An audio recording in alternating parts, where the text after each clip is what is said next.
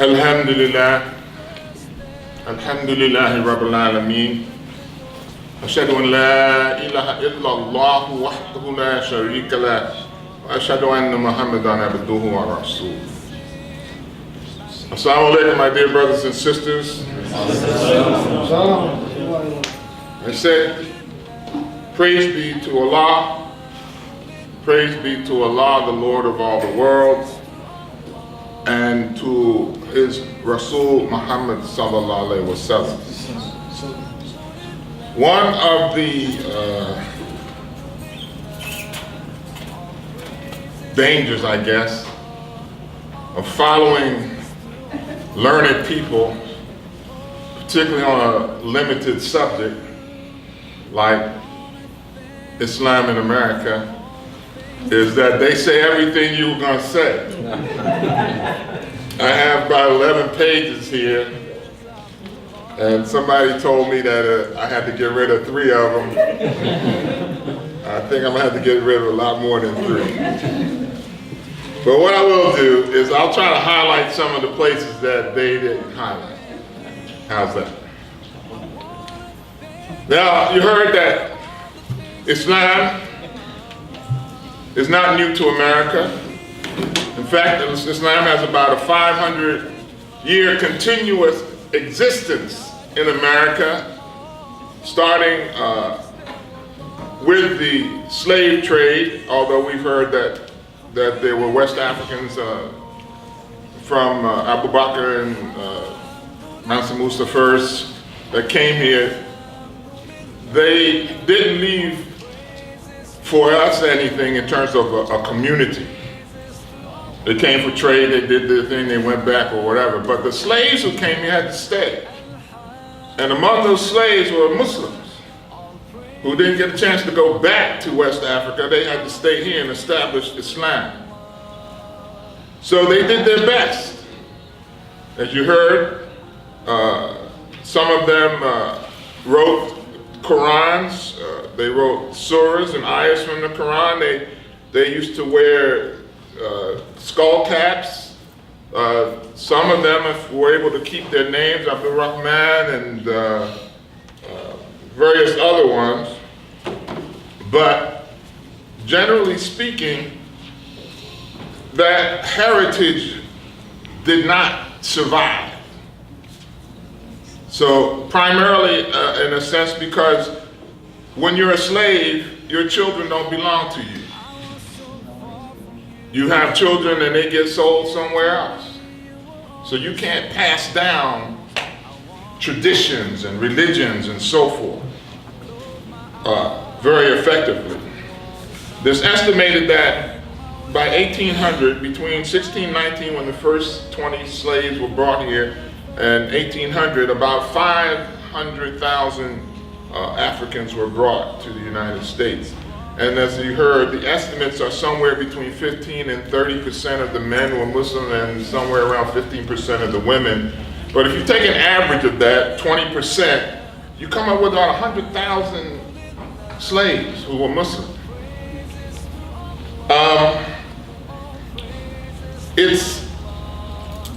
It's very difficult to hold on to your deen even today, when you are basically free. There's a lot of influences. But imagine being a slave in a strange land, separated from your people. Maybe 1 or 2 people maybe there speak Arabic or are Muslim, but you can't pray. You'll be beaten. You'll be sold. This is the circumstances under which the slaves brought Islam to this country. And some struggled to hold on to it. And you can see some of the reminiscences of this. Particularly, there's a story, one of the slaves, Abdul Rahman, who was a prince from West Africa, and somehow he became a slave. And he was sold to slavery in New Orleans, and he wound up being bought and serving his time in North Carolina. And he was such an educated man and such a good person that his master used to let him grow his own vegetables and then take them down to the road and sell them. And in one of these occasions when he was selling vegetables on the road, by the mercy of Allah, a doctor happened to drive by who had been ill in Abdul Rahman's country, and Abdul Rahman's father had taken care of him until he healed him, until he got healed. And he recognized Abdul Rahman. And he wondered, what is he doing here as a slave? So he offered to buy him, but his master wouldn't sell him. And then he wrote letters to senators and congressmen until finally the king of Morocco got a letter from a senator, because they assumed all black people were Moors at that point. And then the king asked them to free him. And John Quincy Adams, the president of America, freed him. And he actually got to meet John Quincy Adams. So if you think 12 years a slave or something, imagine this brother meeting a man, by that, as I said, could only be by the mercy of Allah subhanahu wa ta'ala, that had been in his country and knew he was not a slave, that he was a prince. This is just one aspect of survival that black people and Muslims have had to struggle with in this country. If you look at, and it says that he wrote 2 autobiographies, and there was a movie made about his life for PBS.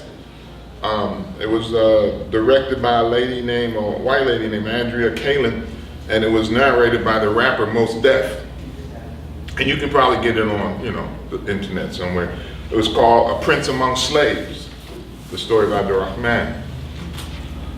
We know the story of the Amistad, that some slaves, and I don't know if they were Muslims, to tell you the truth. Joseph Cinque was the leader. It doesn't seem to indicate that he was Muslim, but if you see the movie Amistad, you'll notice there's a scene where there's a storm on a boat, and you see some Muslims in the background making salah. So Hollywood knows that there were Muslims here before 9/11, and they acknowledge it on occasion in certain films. The seminal series Roots, we know that Kunta Kinte, he was Muslim, devoutly Muslim. He wouldn't eat the pork. They beat him until he ate it, but he refused at first. Now, these are indications that the knowledge that Islam has been here from the beginning of this, from before the beginning of this country, is common among people who have knowledge.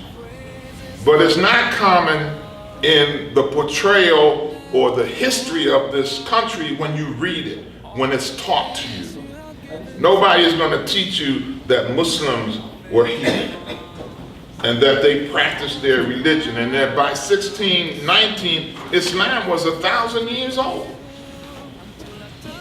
So it wasn't something new, some new phenomenon.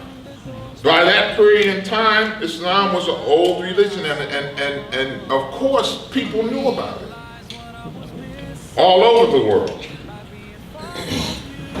The brutality of the American system of slavery effectively silenced the Muslim practices of the slaves that were Muslim.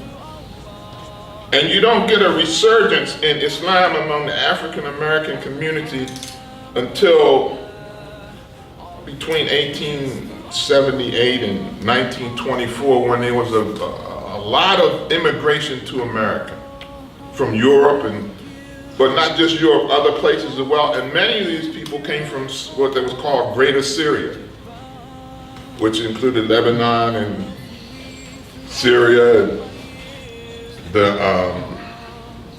Jordan, places like that. And a great number of Muslims came to this country in that migration until in 1924 they had what they called the Asian Exclusion Act. And the Johnson-Reed Immigration Act allowed only a trickle of Asians, which Arabs were considered to be, to enter the country. So that cut off the migration. But at the same time, there was a mass migration in this country. You heard Brother Jihad talk about Jim Crow laws and so forth. Well, after the Civil War, there was what was called Reconstruction, where black people really had progress made. They were in the government and so forth because they had the Union Army in the South to protect them. But there was a political deal got made about 5 or 6 years after that started between presidential candidates to, well, we'll give you the presidency if you remove the troops from the South.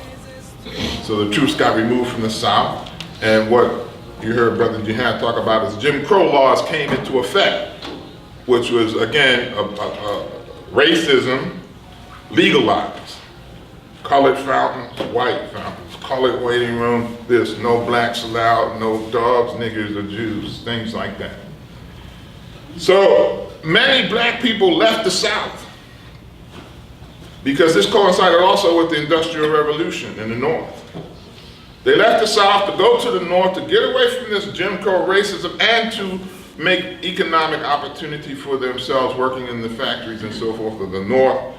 And so you get a resurgence of the mixing of different people from different places. And Islam comes back into play because of these factors. And you heard Imam Jihad talk about Edward Wilmot Bladen, who felt that Islam was better for, he was a scholar, he felt that, a black scholar, he felt that Islam was better for black people than Christianity, and his exact words from his major book, Christianity, Islam, and the Negro Race in 1887, promoted the idea that he argued that Islam was better than Christianity because Christianity was introduced chiefly by European colonizers. And he believed that it had a morally demoralizing effect on black people, even though he continued to be a Christian. And he actually thought that Islam was more African, and it had been brought to the people of sub-Saharan Africa by people from North Africa. So Islam came from Muslims to other people, whereas Christianity basically was a conquering tool. You heard us speak about the noble Drew Ali, who was the founder of what? No, we have to go over here. We have to go over here. Moorish Science Temple. Yeah. I'm gonna get you. I'm let you know. He was the founder of the Moorish Science Temple in 1913. His name was Timothy Drew, and he changed his name to Noble Drew Ali. In 1925, the name of the sect was changed to the Moorish Temple of Science. Drew Ali developed the Quran for the Moorish Holy Temple of Science and taught that Allah had ordained him to be the prophet for the dark people of America. He also stated that the Negro and black signified death, and that colored means you've been painted. Therefore, the term Asiatic, Moor, or Moorish were terms that should be used as opposed to black, Negro, or painted, or colored rather. And that he taught this to his followers, and he found that salvation could be found by discovering national origin and refusing to be called Negro, black, or colored, or Ethiopian, etc. He died in 1929. And two of his disciples claimed to be the reincarnation of him and the heir to the leadership of his sect. The first of these disciples was a man named Sheikh Tony Gibbon L, who established a faction called the Moorish Temple of Science, headquartered in Chicago. In 1975, great Sheikh Richard Dingle L founded a splinter group and reverted to the original name, the Moorish Science Temple of Science. The second of these disciples was named Wali D. Fard. He was a white man of Turkish descent, also known as Wali Fard Muhammad, and he established the Temple of Islam headquartered in Detroit, Michigan. Now, his message to the people was that Christianity is a tool in the hands of the white slave masters to control the minds of black people, that white people are devils, an embodiment of evil, and the only hope for black people in America is to totally separate and become self-reliant. Between 1930 and 1933, Fard recruited 8,000 followers among Detroit's blacks, and as a result, he needed to train some ministers to help him out, and among these ministers was an unemployed auto worker whose name was Robert Poole. Robert Poole later became known as Elijah Muhammad and became the chief minister of the Temple of Islam and Fard's eventual successor. In 1932, Elijah Muhammad moved to Chicago and founded Temple Number 2. When Fard Muhammad strangely disappeared, Elijah Muhammad became the leader of the Temple of Islam, and it divided into two factions, one led by Abdul Muhammad.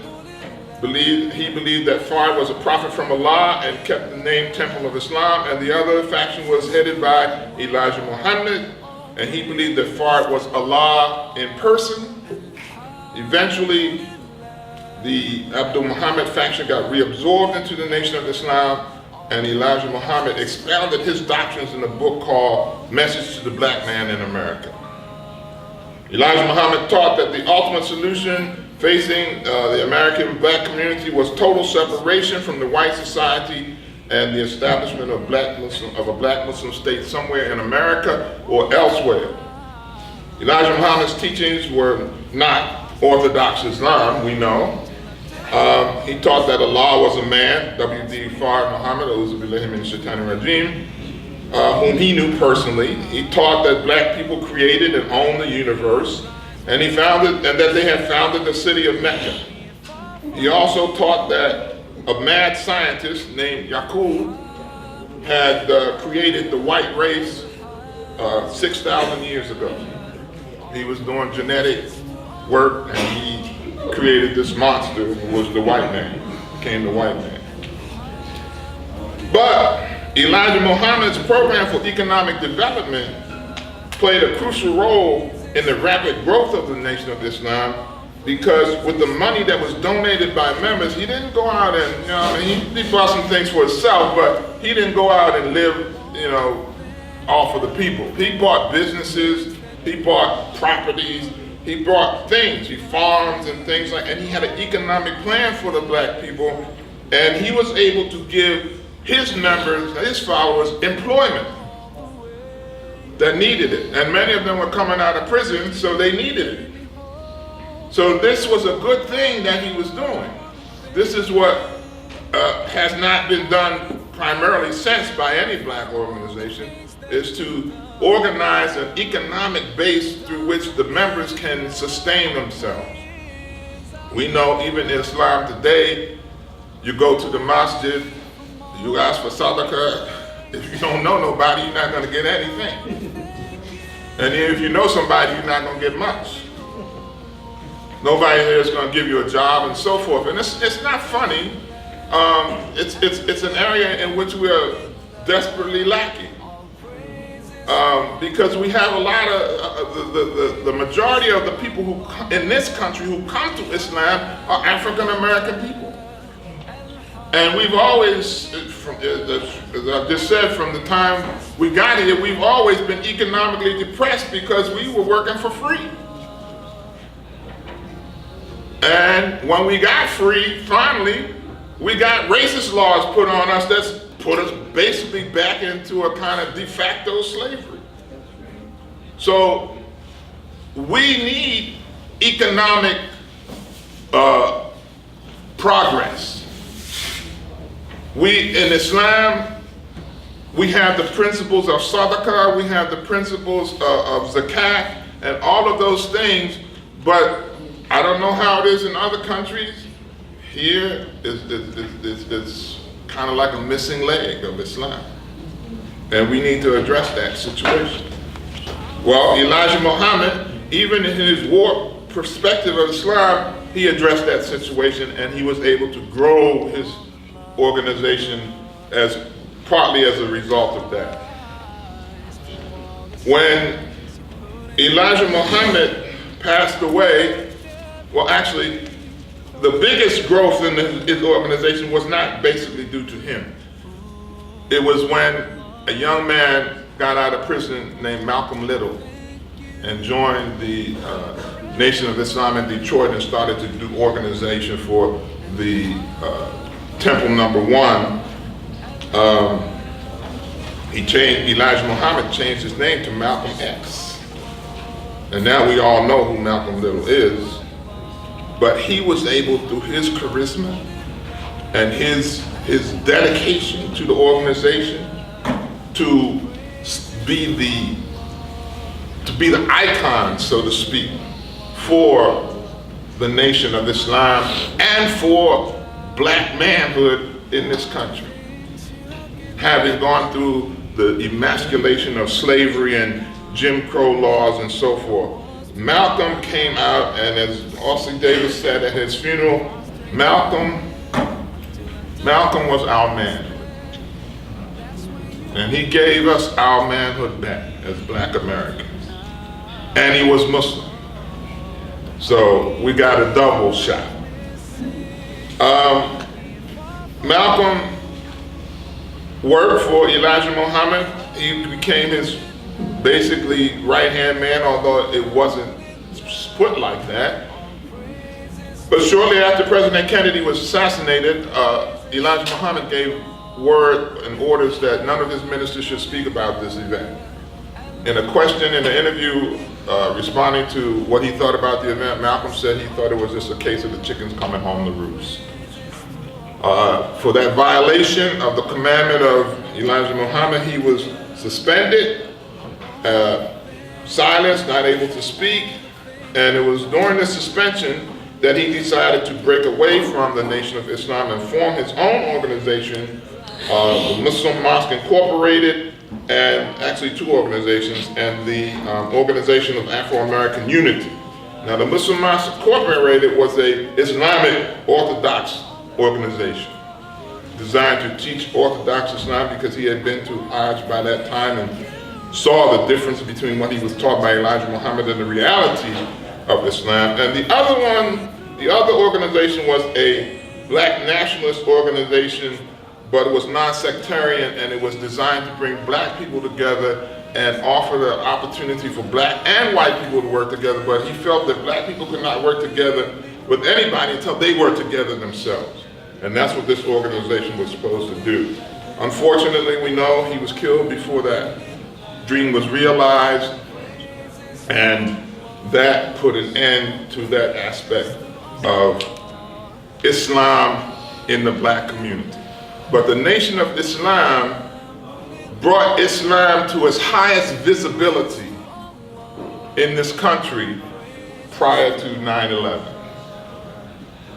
There had never been anything like it. I remember I was a teenager and I had never seen anything like that. And I myself did not join the Nation of Islam, but I had a lot of respect for them.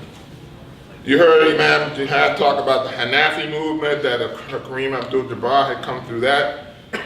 There's other movements, the 5 Percenters, which is an offshoot of the Nation of Islam, founded by Clarence 13X from Temple Number 7. He began to teach that the black man was the God of the universe and had his origins in Mecca, and that when he died, the philosophy was such that 85% of the people are ignorant, and that the 10% of the people know, but they're corrupt and they rule the 85%. Then the 5% that's left, these are the people who have knowledge of self, and that's why they call themselves 5 Percenters. A lot of the rappers belong to the 5% movement. People like Lakeem Shabazz, Rakim Allah, Supreme Team, King Son, Nubian band, poor righteous teachers, and so forth. Elijah Muhammad died of heart failure, as we said, in 1975, and his son, Warithuddin Muhammad, became the leader at that point.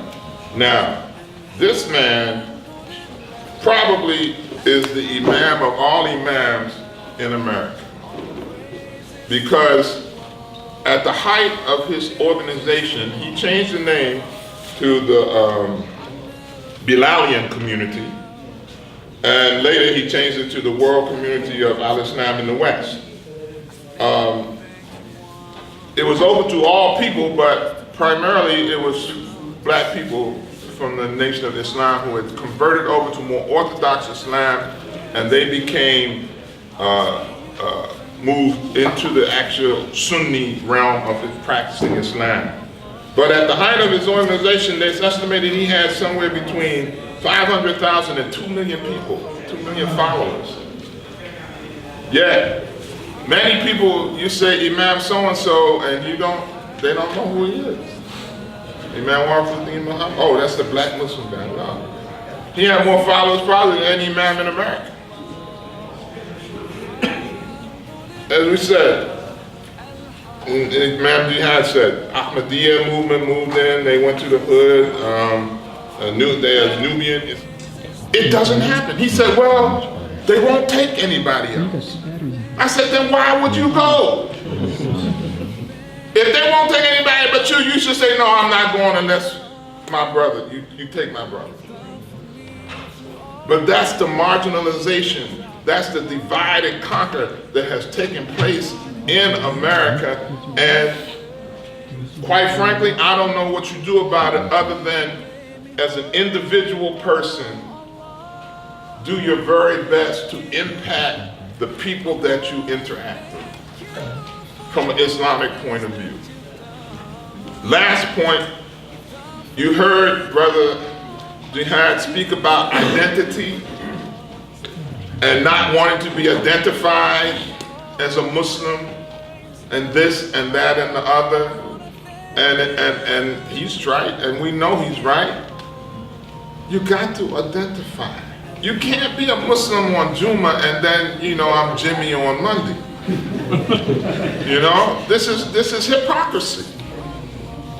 You got to stand up and be counted. The sisters, and I know some sisters, well, I know some sisters here don't have a hijab, so they won't take it the wrong way because they're not. The sisters who wear hijab are the foot soldiers of Islam. Allahu Akbar. Because you can put on your shirt and your suit and you walk down the street, and I don't know. I met a man in the restaurant the other day.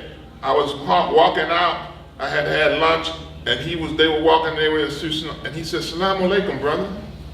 I said, "Salaam alaikum." I said, "What's your name?" He said, "I've just buried my mother down here at the cemetery in Monrovia, and we just came here to eat." And I gave him a hug, and I said, "Inna lillahi wa inna ilaihi raji'un," and made dua for us. If I didn't have this on, it would have been, right? So clothing is important. What you look like is important. If I see a couple walking down the street, the brother's got on his jeans and his t-shirt and the wife got on his jeans, I know I can at least say Salaam alaikum. Not because of him, but because of her. I met my son's best friend's mother in the market. I didn't know her before because she had on hijab. And I had on this, and she said, "Salaam alaikum" to me. And she said, "Are you Issa's father?" And I said, "Yes, I am." She said, "I'm Salih's mother.